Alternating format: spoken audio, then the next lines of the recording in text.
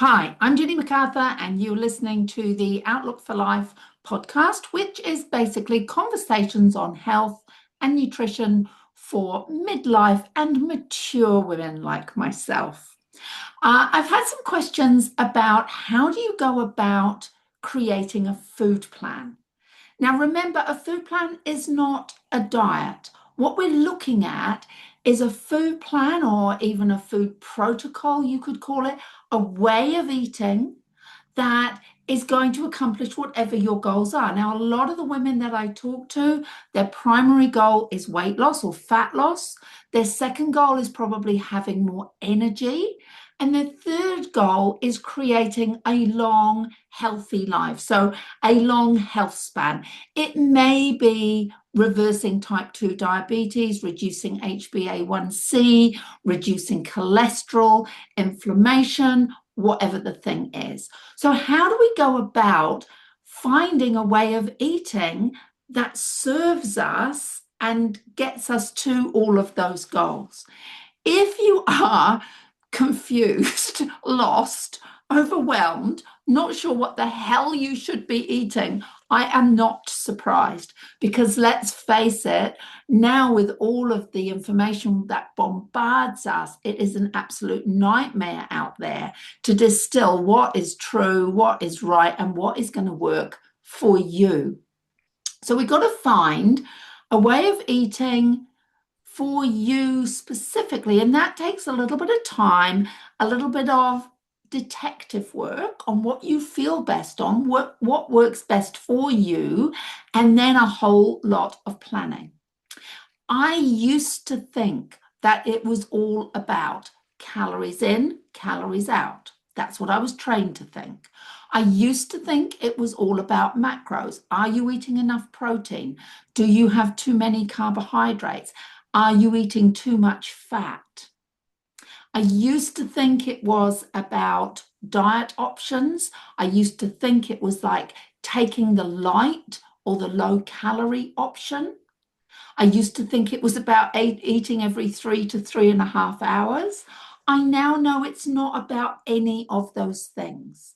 They're part of it. They're possibly an integral part of it, because obviously we do need enough protein, we do need enough fiber, but what it's really about is adding more whole foods to your diet. So rather than taking things away and living on protein bars or Diet Coke or rice crackers or whatever, it's about adding more whole foods. So it's about adding, for most people, adding more fruits, adding more vegetables, adding more beans and legumes and nuts and seeds and whole grains and all of those delicious foods.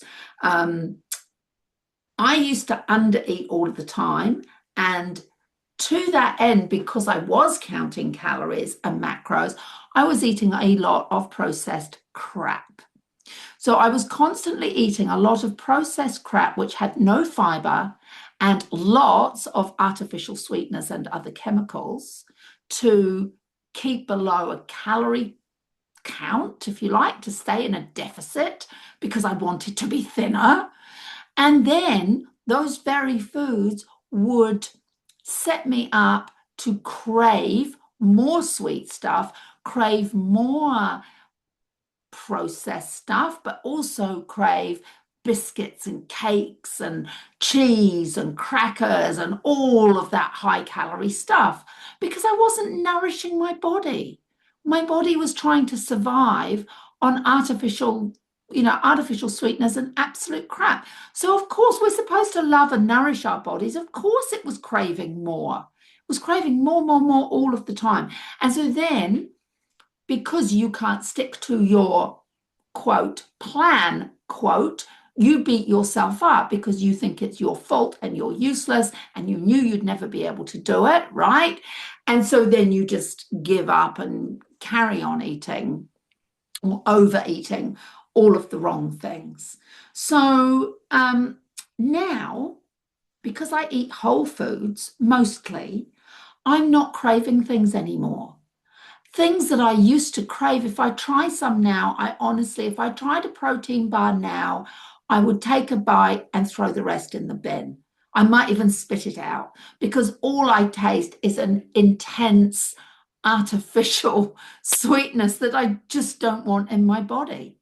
But also now I'm full. I'm not thinking about food all of the time. I'm full, I'm nourished, and I'm probably as well as I can be, you know? So I I'm pretty pleased with that. And to get to there, I really haven't had to think too much about do I have enough protein? Because if I eat well and I total my protein up at the end of the day, I find I do have enough.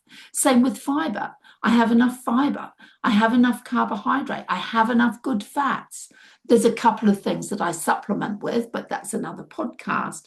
But basically, it's about finding balance, isn't it? It's about finding balance and nourishment and feeling amazing.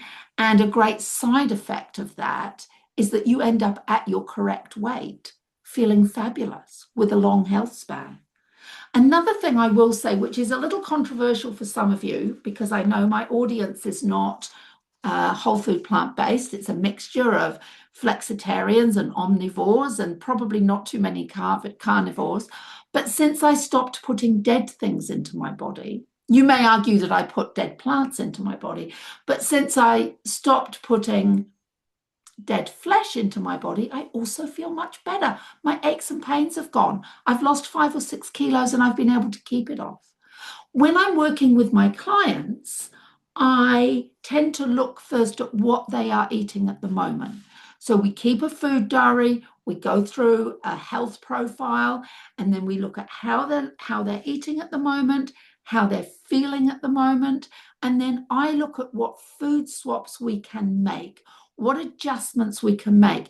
And it's usually more about putting good foods in rather than taking foods out. So if we're putting more fruit and more vegetables and more whole grains in, and people will tell me, oh no, don't do that. I'll feel bloated. I'll feel too full. I'll put on weight. They don't. The funniest thing is that more people in a month would tell me they can't believe that they're losing weight while eating more food than anything else. That's one of the biggest feedbacks I get. Oh my God, I can't believe it. I'm eating all of this food and I'm losing weight. I thought I would have piled it on. Previously, maybe they would have piled it on because they were eating so badly. And because the poor old microbiome, those gut bugs that we count on to keep inflammation down, to look after our immune function and to help us burn fat, were just messed up, completely messed up. Anyway, so what we look at is where can we make some little swaps that are easy, that aren't going to make you feel deprived, aren't going to make you feel like you are on a diet. We add in the healthier choices, and very often it is more fruits, more veggies. We make sure there's protein in every meal. We make sure that we use high fiber carbohydrates, and for most women, we keep most of those carbohydrates earlier in the day. So those carbohydrates are in your breakfast. We need carbohydrates to fuel our brain. We need carbohydrates to keep our leptin levels up so our body will burn fat as a fuel. So we put quality, high fiber carbohydrates into your breakfast and into your lunch. Dinner is more about the protein with lots of fibrous vegetables, which is everything except the starchy ones. What else do? We plan food that keeps your blood sugars stable.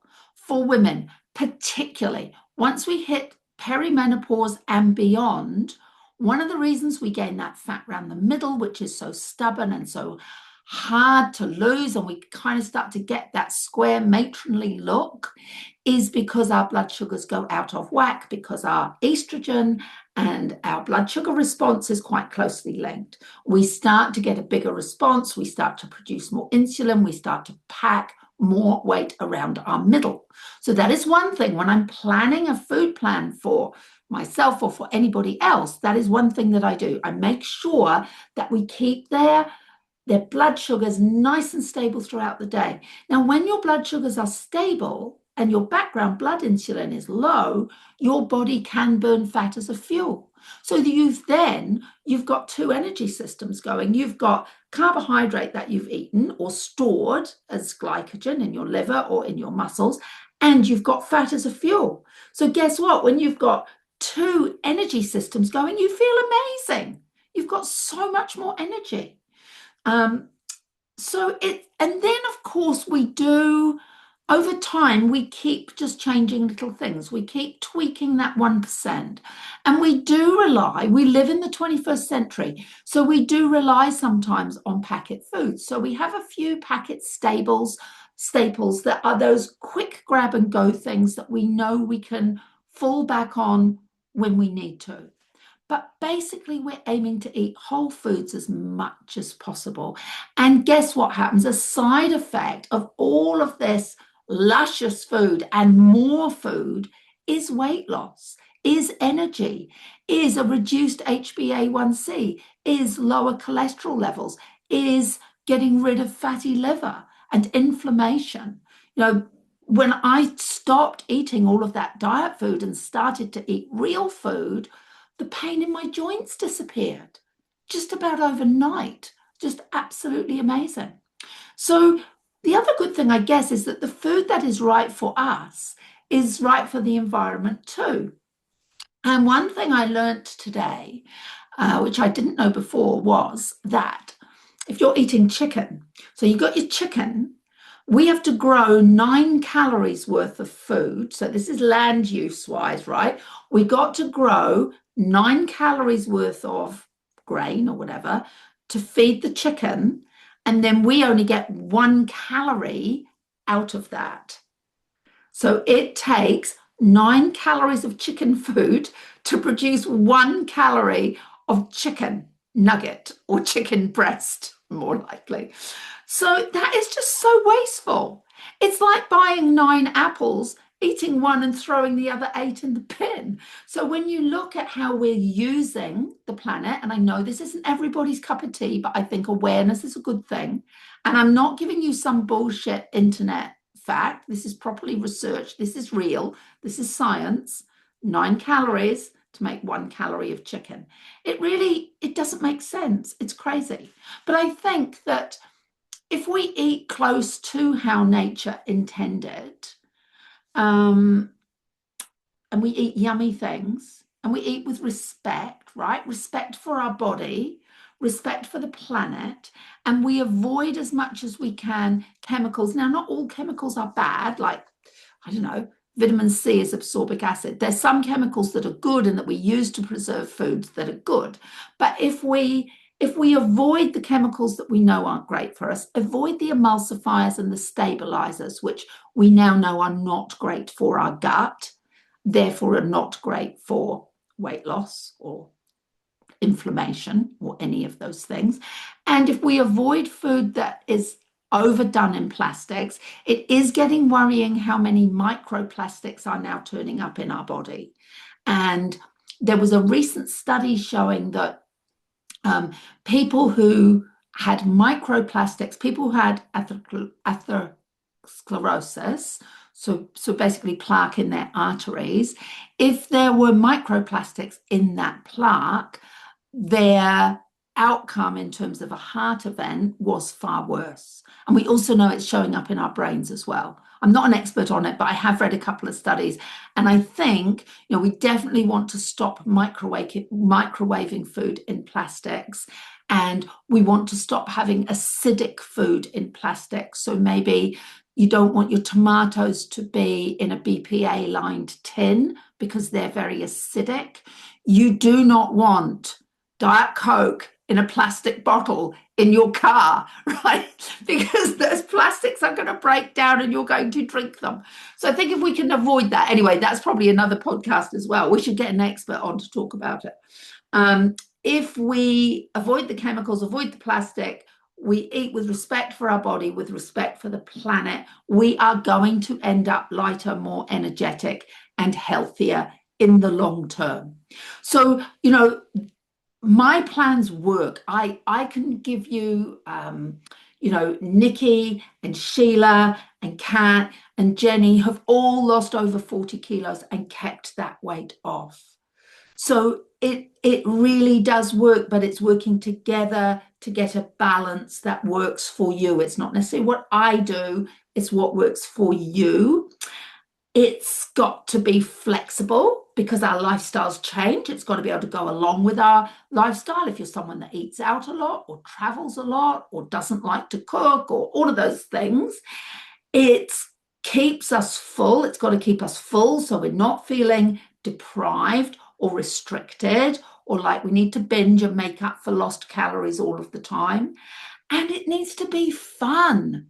Food should be fun. Food shouldn't be, I come across so many women who have got scared of food. They've got confused about food, and food is the enemy. I used to be one of them. Food is not my enemy anymore. I actually love food. I love food. So I think it needs to be the three F's, right? Flexible, keep you full, and give you fun. Next week, we're going to go through the 5 basics of weight loss.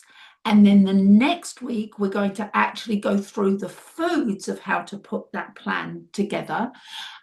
If you need help, please give me a call. We can arrange a one-on-one. I'm really happy to work with you and put a plan together that is specific to you. With that, you also get a free month in my membership, which is just amazing. We had the most brilliant call last night. I just love my ladies in there. They're just all doing so well. I have a workshop coming up on the 24th of June, where we are going to work on putting food plans together.